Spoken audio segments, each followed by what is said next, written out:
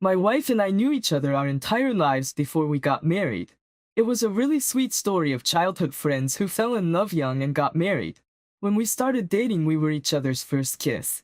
She was the only woman that I had ever been with, and I thought the same with her. We were neighbors growing up, and we would often play together as children. I knew her family and she knew mine. Everybody would always joke with us about how they knew we would be together forever. After we both graduated college, we got married and we started planning our future. We ended up buying a house for my uncle in our hometown so we could be close to our families. After a couple of years, we decided to start building a family together. We have 2 children, twins, and our life was perfect.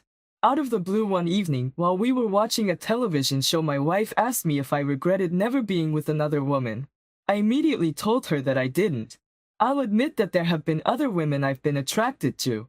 Sleeping with them had never crossed my mind though.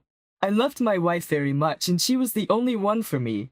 I asked her about why she brought that up, and she told me that she had just been thinking about it. She explained that she was worried that I would get bored with her. She brushed it off then and we continued watching our show. When my wife was a teenager, her aunt married a new man. I remember it being a big deal at the time because her aunt went through a very bitter divorce and was staying at my wife's family home for quite some time. When she married the man, she ended up moving out. The man that she married had 2 children of his own around our age, so it felt like we had 2 new friends in the neighborhood. Both were boys and they were always kind of rowdy. One of them, let's call him Paul, has always been a bit of a problem child. Paul would have wild parties. He would get in trouble and he slept around quite a bit. Despite all of that, he was always very fun to be around. He was the life of the party. In his adult years, he's calmed down quite a bit. He had a good job and he was on the straight and narrow. His only major issue was his inability to remain in relationships. They always seemed to fail before they got too serious and Paul would get pretty beat up about it. Paul was dating a girl that he really liked and she ended up breaking up with him. He was hurt, so he reached out to my wife and me to talk. My wife, being the sensitive and caring woman that she was, went over to his house to make him dinner and listen to him. I didn't go because I didn't want to overwhelm him. I never expected that anything would happen between them. She came home later that night, and when I asked her about what happened, she was very evasive with her answers. She didn't seem to want to tell me about what Paul said to her. I thought it was fishy at the time, but again, I never thought she was doing anything inappropriate with him. Looking back, a lot of how she was acting after that night seemed like she felt guilty. She was being very generous to me with a lot of things. She kept cooking my favorite meals. She surprised me with small gifts and she complimented me all the time. She was nice, but it was a little over the top. It felt almost like a child who broke something they shouldn't have been playing with, trying to make up for it. About a week after the night she visited Paul, she went back. She told me she was going to bring him some food just to make sure he was getting something healthy to eat. I offered to come along so I could check in on him, but my wife told me that it would be better if it was just her. Just assumed that it had something to do with him being in an emotional state. I stayed back and put the kids to bed while she went to visit Paul. She came back a few hours later and told me that they had a long talk about everything. She didn't give me any details about what he said. She started to visit Paul by herself a lot more frequently over the next few weeks. As I said before, Paul dated a lot of women and broke up with a lot of women. I had never seen him so distraught over a breakup before. The more time my wife was spending with him, the less it was making sense. She came home one night and I asked her about what was really going on with Paul. I didn't think that she was sleeping with him, but I thought something else was happening. It was just also out of the ordinary. She stuck to her story about Paul being very emotional after the breakup. I offered to maybe go talk to him and give him some advice, but she told me that it probably wouldn't be much help. Regardless of what she said, I was worried about him. He was my family and my friend and I wanted him to be okay. Over my lunch break at work the following day, I stopped by his house to check on him. At the time this was happening, my wife wasn't working. She was a stay-at-home mom and the kids were in school, so she had all day to do whatever she wanted to do. Her car was in the driveway when I arrived. She didn't tell me she was going to visit Paul that afternoon, so I was a little surprised. I approached the door ready to ring the bell and pop in to see what was going on. Before I even touched it, I could hear noises right on the other side of the door. It sounded like they were having sex and my wife was being pinned up against the door. I was frozen in place. That was absolutely the last thing I expected to see. I couldn't even believe it. I don't know why I did it, but I ended up calling my wife on the other side of the door. I heard her phone go off and I heard them both freeze for a moment while she looked at it and rejected the call. I heard some muffled conversation as Paul asked her if she was okay. My wife told him that it was just a little weird that I was calling in the middle of the day, and that worried her. Paul made a joke about having something that could make her forget all about that. They started kissing again and they walked off somewhere else in the house. I stood outside for a few minutes contemplating what I wanted to do.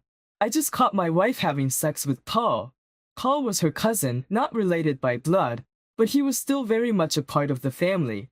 It took me a few minutes before I put everything together. I knew right away that it was over between her and me. Our entire relationship, all of the years we knew each other, was going to be flushed down the toilet. I was going to get proof of what happened before doing so. I knew Paul had a spare key hidden under a rock by his house, so I grabbed it and let myself in. I could hear the noises coming from the bedroom and I made my way there. The door was wide open and I pulled my phone out to take a quick video of both of them. After about 30 seconds passed, I knocked on the door and both of them turned around to look at me. They tried to cover themselves up and explain what was happening. The absolute funniest part of this was my wife chasing me out of the house, telling me she was only sleeping with him to help get his mind off the other woman. As if that made it okay, I was flabbergasted. I called off work for the rest of the day and sat in my car while I looked for a good divorce attorney online.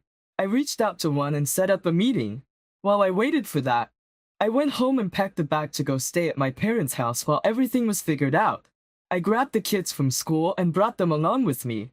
My wife was blowing up my phone, but all I did was text her and let her know that I had the kids and they were safe, but I needed time away from her. The next time I saw her, I was serving her with papers. That just wasn't enough for me though. She cheated on me with her own cousin, destroying our family. I wanted to get back at her for what she did. I thought about it quite a bit and I realized that not many people would be understanding of their relationship. Again, he wasn't a blood relative, but he was still family. I crafted a heartfelt Facebook post explaining to everybody that after years of being together, my wife and I were divorcing. I explained what happened, sparing very little detail, I might add. A ton of family members commended, saying that what she did was wrong, and they were telling me how sour they were for what I went through. Later that same day, my wife and Paul both reached out to me and asked me to take the post down because they were getting very hateful messages from family and friends alike. I told them that I didn't have to take it down and I didn't plan on it. Both my wife and her cousin were pretty much barred from every family function that we had. They lost a ton of friends and pretty much everybody in our family shamed them for what they did. We lived in a small community and word travels fast, so when pretty much everybody in town heard that Paul slept with his cousin, it was a little more difficult for him to find new girlfriends. Both of them were humiliated by the post. My wife and I are divorced now and I was awarded the house and all of our assets because I purchased them all. She has received no spousal support from me, and until she gets a job, I have primary custody of the kids. OP, I can't believe you had to go through something like this. You trusted your wife with her kind heart to go and help her cousin through a rough time. It honestly sounds like it started that very first night she went over to his house. It definitely seems like she felt guilty about what she did initially, but when you didn't notice right away, she thought she was free to continue. Cheating in general is already bad enough, but cheating with your cousin is disgusting. You made it clear in the post that they weren't blood related, but I don't think that matters. They practically grew up together and it seems like they were close as a family before that. I think sharing what they did with the rest of the family was the right thing to do. The fact that the rest of the town shamed them for their actions was just a bonus to that. What they did was wrong from several different areas and they should have been ashamed of it. I'm glad you were treated fairly during the divorce and your children are with a parent that can support them. Divorce is hard on families and I wish you guys nothing but the best moving forward. Now let's move on to our next story for today. My girlfriend and I were together for almost 3 years. I met her at work and I had a huge crush on her before I asked her out. When I finally got the courage to do it, she told me she'd been waiting for me to ask her on a date. Everyone in the office thought we were the cutest couple. I thought so too. She was by far the best looking woman I had dated up to that point. That's not saying other women I've dated weren't attractive. They were. But my girlfriend looked like she could be a model. She was absolutely stunning. Our company ended up going bankrupt and there were mass layoffs throughout. Both my girlfriend and I were laid off. I found another job pretty quickly. It wasn't anywhere near as good as my old one, but there was room for growth and it gave me health insurance. My girlfriend, on the other hand, was having a more difficult time. She didn't want to settle for something. She worked hard to get where she did in our company and she felt like she deserved more. I started to notice when we would hang out that she had a lot of new things around her apartment. She had new clothes and shoes. She was buying expensive makeup and fancy home goods. She wasn't living like somebody who had lost their job, and I knew unemployment wasn't giving her that much either. I casually asked her about it, questioning how she was able to afford the lifestyle she was living. She told me that she had started freelancing online to make some extra income. I had no reason to doubt that was the case. I knew some people made lucrative careers out of freelancing, so it seemed plausible. About 2 years into our relationship, I asked her if we could move in together. My lease was set to be renewed in a couple of months, and I thought it was a good time for us to take that next step, especially considering it would make both of our bills so much more affordable. She agreed, and I moved in a couple of months later. After we had the original conversation about her freelancing, I never thought much more about it, but the first few weeks of living together, I noticed that she didn't do a lot of work. She always seemed to be hanging out in the bedroom or watching television. She was on her phone a lot, but I didn't think it was for work. I asked her about it again, not trying to be rude, but more so just questioning what it was exactly she did and how often she did it. She just told me that she got most of her work done early in the mornings and had the rest of the time free. One night she and I were getting intimate and she asked me if we could film it. My first instinct was that it was kind of hot, but I didn't want to be on camera. If the video of us ever got out for any reason, then my employers might see it and it could be difficult for me to get a job and things like that. She ended up convincing me to do it by promising that my face or any other identifying parts of my body wouldn't be in the video. She seemed to want to, so eventually I agreed. We did our thing and recorded it. It wasn't something I had an interest in ever doing again. Everything was normal for the next few months. We had gotten into a solid routine with each other, and there wasn't anything major going on. She came to me and told me about a conference for freelancers that she was interested in attending. There were going to be a lot of people in the industry that she could network with to get some new clients. I thought it was a great idea. She had already made a pretty good living for herself through her work, and the ability to expand that business was promising. She bought her ticket and went on her way when the time came. It was a weekend-long conference, so I was alone in the apartment for about 3 days. One night I was feeling particularly alone. I remembered that she recorded us a few months prior, so I grabbed her camera to look for that footage. I hooked the camera up to my computer and opened the video folder to grab the video and put the camera back. I saw that there were hundreds of other videos on the camera. I was curious, so I clicked on one. It was a video of her dancing in a room and stripping. There were countless other videos of her all over the apartment. All of the videos were extremely sexual. I was really curious about why she had them. I had a suspicion about it right away, but I needed some confirmation. I grabbed her laptop and looked through it to confirm if she was camming or not. She had a bookmark folder in her browser called Work, and when I clicked on it, there were several camgirl websites linked. Of course, her information was saved. I could log in and see everything she was posting and everything she was saying with all of her fans. Her account was relatively new, it seemed, but she had some very dedicated followers. There were dozens of direct messages that hadn't been read yet from some of her fans. They were saying very obscene things to her and commenting on her body and things like that. She was role-playing with them to get tips. One of the videos on her page caught my eye because it was the video she had taken with me. I was immediately panicked knowing that there was a video of me on the internet. There were a ton of comments on the video where the men said things like, "I wish that was me." Not long after that video was posted, she posted something about a raffle she was holding for a lucky fan to be able to sleep with her. I felt like I was going to throw up when I read that. I was sick to my stomach. Her job as a freelancer was a lie. She uploaded the video that we had taken together without my consent, and now she was likely on her way to sleep with some random man from the internet. I looked through everything I could on the accounts and I figured out that she basically held a raffle where men could buy tickets to have a chance to sleep with her. She had about 100 entrants in this raffle. In her emails, I was able to confirm that she was in fact on her way to sleep with the fan that won the raffle. She was going to film it to post online. My girlfriend called me while I was looking at her accounts and I answered.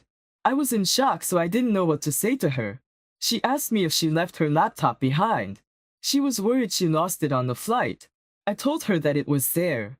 Had she not forgotten it, I might not have known about what happened. It was almost like fate wanted me to figure out what was going on. I knew that I wasn't going to be with her after this. I'm a pretty liberal person, and if she had told me that she had this camming site, I might have understood. I would never have been happy with it, but it would have been something we could have talked about. But she posted a video of me on it, and she was going to cheat on me with a man who won a raffle to sleep with her. There was no way in hell I was going to continue this relationship with her. I called one of my buddies and briefly explained what was going on, and told him that I needed a place to crash for a few days. I got as much of my stuff out of the apartment as I could. I slept on it overnight thinking about what I was going to do after finding everything out. When I woke up in the morning, I checked her page out of curiosity. There was a video posted of her with another man. I couldn't stomach watching it, so I just closed it. I was beyond pissed that she had done that. Not only was it cheating, it was irresponsible. She didn't know where that man had been. He could have given her any kind of STD and she didn't consider that. I decided that I was going to take the sites away from her. She had amassed quite the following, and it looked like it was only growing after she slept with a fan. I had an idea and I didn't know exactly how feasible it would be because sites like these don't always seem to care, but I recorded her as being underage. I hoped that it would get the sites taken down so she would be banned from them. I reported that on all of the sites that I knew about. My girlfriend got back home and she messaged me asking where I was. I told her that I knew about her real job and what she had just gone to do. She tried to explain it to me.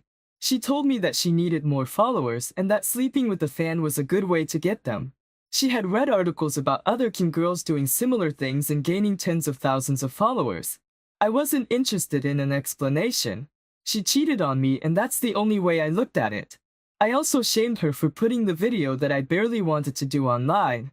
I told her that it was over, and I would be getting all of my things from the apartment as soon as I found another one. She begged me for a second chance and told me that I was more important to her than any of the other stuff. I just didn't care. We broke up and I found another apartment a few weeks later.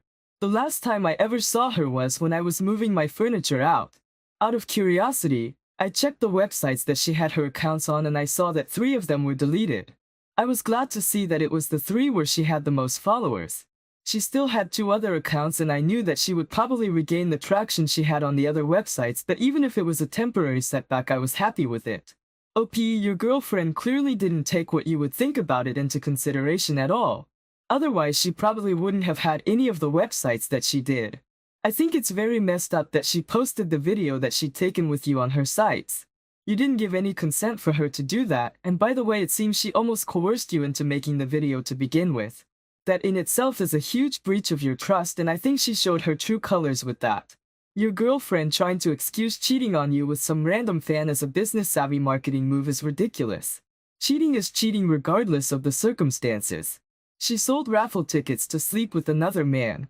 I agree it is very irresponsible to do that. Unless she ran a full background check, screened him for STDs, and had a bodyguard present while she was there, it just seems incredibly unsafe. From what you described, it doesn't even sound like she really needed a huge bump in followers. You did the right thing by leaving her when you found out. It definitely seems like she didn't have much respect for you as a person because of how often she lied to you. Thank you all for taking the time to listen to today's stories. If you enjoyed listening, please feel free to like and subscribe if you haven't already. Also comment below with your thoughts on what happened. If there is a story you would like to share with me about your own situation, or someone else's, then please do not hesitate to contact me. Take care.